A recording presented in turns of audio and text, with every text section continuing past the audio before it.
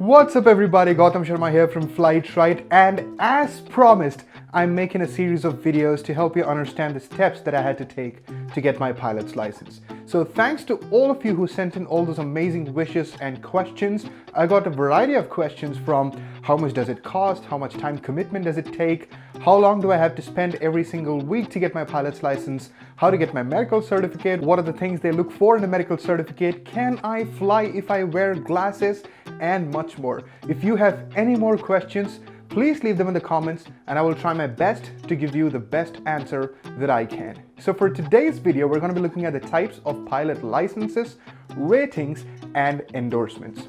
Now I know what you're thinking, I know what's in your mind. You're like, hey, just tell me how much it costs and where do I begin, because I am so pumped up to start my flight training. But trust me, this piece of information which I'm going to give you in today's video is vital for your aviation journey. Knowing the types of pilot licenses, ratings, and endorsements will help you set your aviation goals. And why is that important? It's because aviation is super fun, super addictive, and super expensive. So if you know the types of pilot licenses, ratings, and endorsements, it's going to help you set your aviation goals accordingly. And it's also going to help prevent you from getting distracted, because aviation, like I said, is really addictive. I fly airplanes, and sometimes when I see a helicopter pilot hovering over my airport, I want to be that helicopter pilot. Sometimes when I see glider pilots soaring in the sky, I want to try being a glider pilot. And when I see videos of aerobatic pilots doing all those cool barrel rolls and loops, I want to try that as well. So the opportunities you have in aviation are endless, and it's up to you to decide what you want to pursue. So, types of pilot licenses, ratings, and endorsements. Let's begin.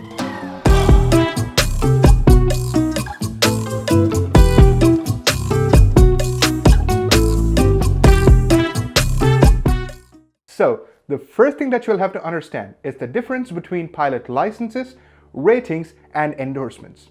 A pilot's license is actually called a pilot certificate in the aviation world, but I would probably stick to using the word license in this video because it's convenient for me and it's convenient for you to understand. But the actual word is pilot certificate. So in case I use the word pilot certificate, please understand that I'm trying to mean a pilot's license. So a pilot certificate or a pilot's license gives you the privileges to fly a specific category and class of aircraft. Now, what are categories and classes? We got about 7 categories, and they are airplane, rotorcraft, glider, lighter than air, powered lift, powered parachute, and weight shift control. For each of these categories, we have classes. For example, for an airplane, we have single engine land, multi-engine land, single engine C, and multi-engine C.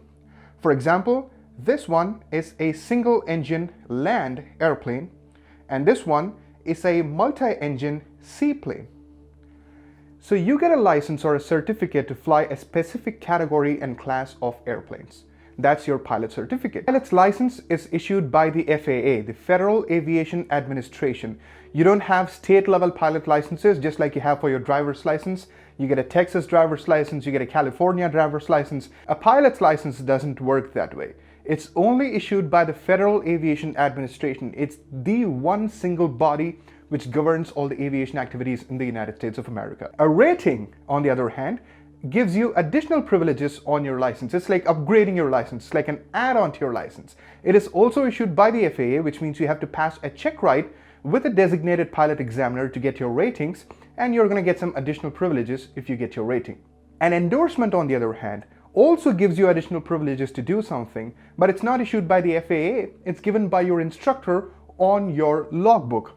So you're just going to get additional ground and flight instructions, and your instructor will make an entry on your logbook saying, hey, you know what, I endorse this student to do this additional thing apart from his license. So that's about pilots' licenses, ratings, and endorsements. Now let's take a look at all the types of licenses, ratings, and endorsements. The first license which you're going to get is the student pilot license. Now that's like your learner's license for airplanes. You can fly, but with an instructor beside you, or you can fly solo if your instructor gives you the endorsement to fly solo. Now, once you complete 15 to 20 hours of training and your instructor is satisfied with your performance, he's going to make an entry in your logbook. Remember what I told about endorsements? It's an entry on your logbook given by an instructor. So an instructor is going to make an entry on your logbook saying, hey, you know what, this student can now fly solo on his student pilot license. So that's an additional privilege you get on your student pilot license, to fly solo once you get the endorsement. And trust me, the first time you take off and land all by yourself, it's a day which you'll never forget in your life. The best part about a student pilot license, it's free. You don't have to pay any money. All you need to do is fill out an application form with the help of your instructor. Your instructor is going to sign the application form and you will get your student pilot license. And of course, it goes without saying, you cannot carry passengers. Once you have your student pilot license, you have three choices to make. You can either get a sport pilot license, or you can get a recreational pilot's license, or you can get the most famous private pilot license. Now, each of these licenses comes with its own set of privileges and limitations. I don't want to get into the details of all these things, but I will definitely give you a quick comparison between the three licenses to help you understand which one is the best for you. To put it in simple terms, a sport pilot license and a recreational pilot license have a lot of limitations. They are very different in terms of the airplanes you're going to fly, but they're pretty similar in terms of the number of limitations they have. A recreational pilot license and a private pilot license are pretty similar in terms of the airplanes you're going to fly, but they are very different in terms of the limitations which each one of them have. If you look at a couple of commonalities between these licenses, number one would be flying for compensation or hire. With neither of these three licenses can you fly for compensation or hire, be it a sport pilot license, be it a recreational pilot license, or be it a private pilot license.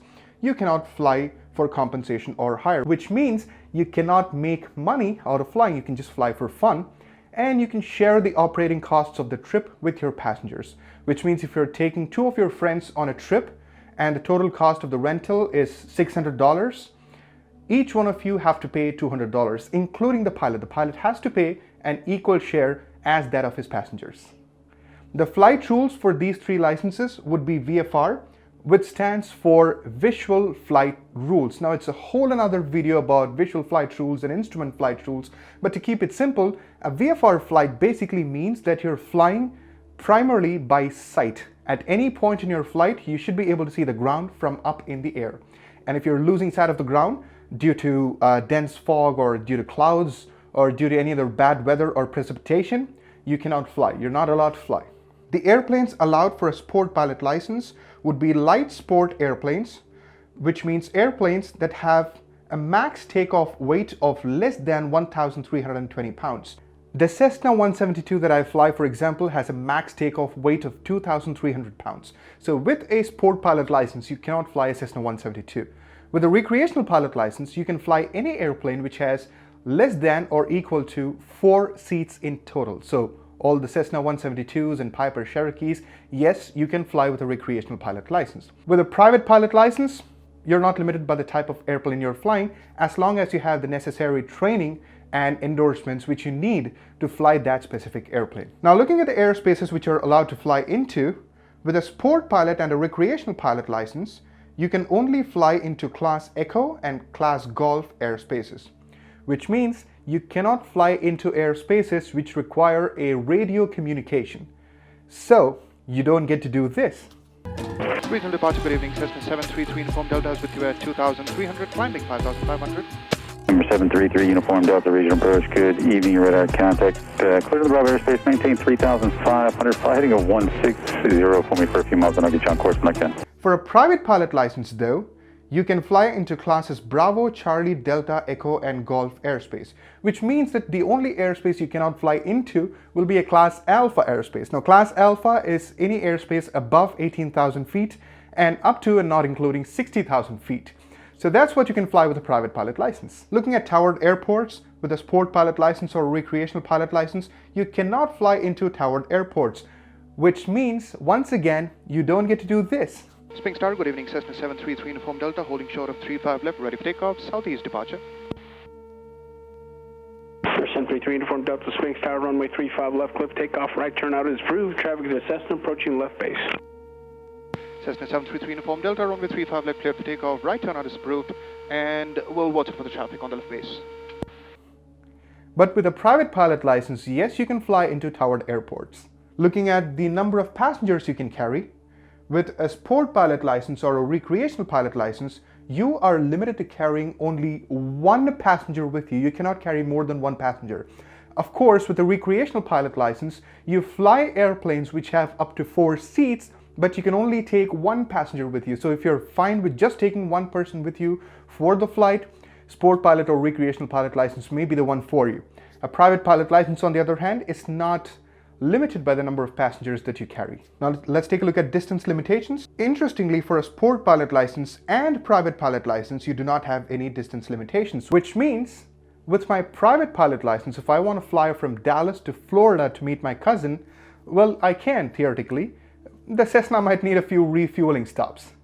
With the recreational pilot license, you have a limitation of 50 nautical miles from your point of departure. So which means if you're departing from Fort Worth, you cannot fly to McKinney, Texas. You can probably fly to Addison, Texas, but you cannot fly to McKinney, Texas, because the distance between Fort Worth and McKinney is about 54 nautical miles. Now looking at the altitude limitations, with a sport pilot license and a recreational pilot license, you have to stay under 10,000 feet above mean sea level or 2,000 feet above ground level, whichever is higher.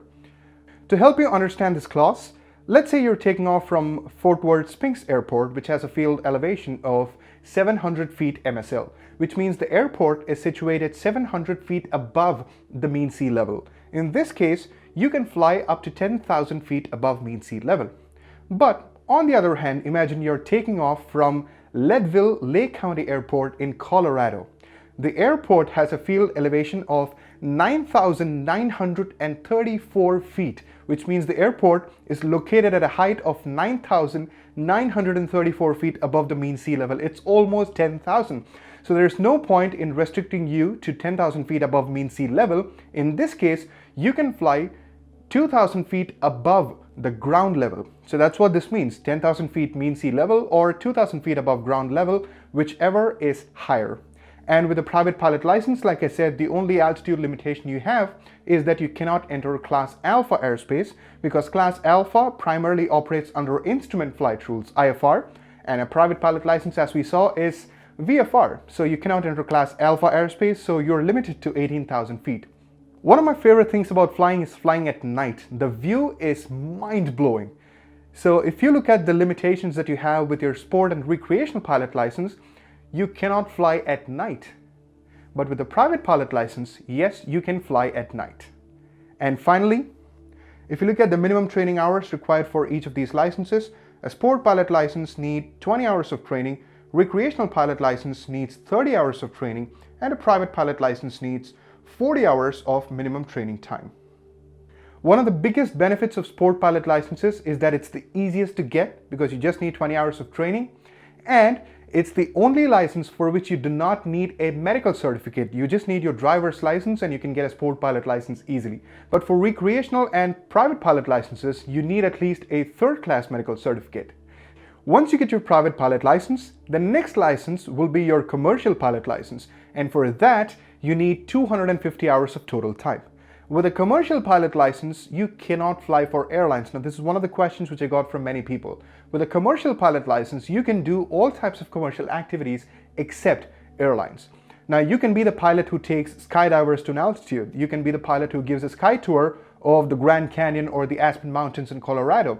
You can be a crop duster. You can fly for corporates. You can teach flying if you get your certified flight instructor license. You can make money out of flying in all different ways except airlines. And if you want to fly for airlines, you need the ultimate license called the ATP license, the Airline Transport Pilot License. And for that, you need a total of 1,500 hours. Now that we've seen the types of licenses, let's take a look at ratings and endorsements. Now, why do you get a rating? One, you can get a rating for a different category or class of aircraft. For example, I have airplane single engine land, and let's say I want to get an airplane single engine sea license. I want to fly seaplanes. It's just going to be another rating on my license. I don't need to do my entire private pilot license once again with a seaplane. So that's getting a rating for a different category or class of aircraft. The next type of rating that you can get is called a type rating, which is rating to fly a specific type of airplane. Let's say you join Southwest Airlines, for example, and Southwest only flies Boeing 737s. You need a type rating for a Boeing 737, which means you need specific rating to fly that type of airplane. And after a few years, let's say you move from Southwest to United Airlines, for example, and you become the captain of a Boeing 787, you will need a type rating for Boeing 787. So for each type of airplane you fly above 12,500 pounds, you need a type rating. And the last type of rating that you can get is for a specific flight condition. Now remember, a private pilot license is all VFR, which is Visual Flight Rules. Now what if you want to fly into clouds? What if you want to fly into bad weather? What if you want to fly when the visibility is low? You need to get a rating called an instrument rating. An instrument rating lets you fly IFR, which is Instrument Flight Rules, which basically means you can fly bad weather, you can fly into clouds, you can fly through fog, because you learn to fly by purely relying on your instruments. That's your instrument rating. Now the last thing that we're going to look at would be endorsements. An endorsement, like I said, is given by an instructor and it goes on your logbook. There are 4 common types of endorsements that you can get: complex endorsement, high performance endorsement, high altitude endorsement, and tailwheel endorsement. A complex endorsement is needed if you want to fly an airplane which has retractable landing gear and controllable pitch propellers. Now don't get too confused. If you want to fly an airplane which has a landing gear that goes in, you need a complex rating. A high performance rating is to fly an airplane which has an engine of more than 200 horsepower. Now all the typical Cessnas and Pipers we fly are less than 200 horsepower. And if you're flying an airplane which is more than 200 horsepower, you need a high performance rating. A high altitude rating is needed to fly an airplane which has a service ceiling or a maximum operating altitude of 25,000 feet. And finally, if you want to fly a tail dragger, you need a tailwheel endorsement. So these are the different types of licenses, ratings, and endorsements. Now let's take a look at a typical path which a person takes from private pilot all the way to airline transportation pilot. The first thing is getting your private pilot license. And once you get your private pilot license, you can always get your instrument rating, which is going to let you fly under bad weather. And after getting your instrument rating, most people get their commercial pilot licenses. And once they get their commercial pilot license, they get their multi-engine rating, which lets them fly twin-engine airplanes, and they get all the necessary endorsements like your high performance endorsement, high altitude endorsements, and so on and so forth. And a lot of people also get their certified flight instructor license right after their commercial pilot license. Now this helps you to build a lot of time. How do you get from 250 hours for commercial to 1,500 hours for airline transport pilot? You teach flying, you fly for a skydiving company, you fly for a sky tour company, and you get paid to fly, and you also build flight time. Once you get your certified flight instructor license, you can also add on an instrument rating and a multi-engine rating for your CFI license, which makes you a CFII or a multi-engine instructor. And all these things finally lead to your airline transport pilot, the ATP license. And once you get your ATP license, you can get the type ratings required to fly the specific airplane which you're going to fly for your airline company. So, I know it was a long video, but it was a really important video. I hope you learned something new, and I will see you in the next video of my Journey to Cockpit series. The comparison chart and all the details that I spoke about are available for download as a PDF, and the link is given in the description. If you like this video, give it a heart, follow Flight Right on Instagram, and please do subscribe to Flight Right on YouTube. See you soon.